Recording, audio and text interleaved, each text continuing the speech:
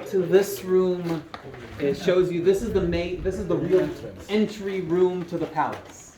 There's a staircase climbing up the mountain with about 200 stairs if you want to enjoy running down and up to feel it. Most guys, what they do, they come up this thing.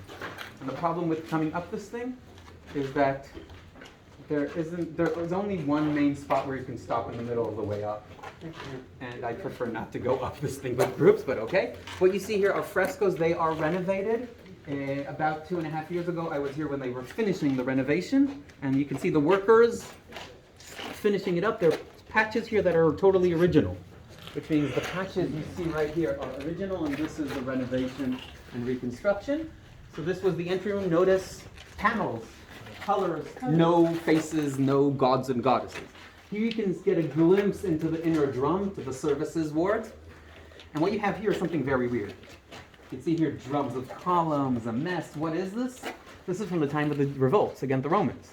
Because if that's the entrance to the palace, the enemy, the Romans, are going to attack through it. So what did the rebels do? They actually closed part of the walkway, part of the entry, and formed actually posts where they can shoot arrows down and protect the spot and make it harder to break in. Make it narrower, smaller, stronger, and easier to protect as well. What we're going to do right now, and again, I beg your pardon, there's a little bit of down and up. We're going to go part down the entry corridor to the site that's halfway down. And then we're going to go back up and go down the site through the water cisterns. Because you need to see that as well. The real problem, the moment they opened this to the public, is it messed up everything I guide here. Before they opened this, it was no problem.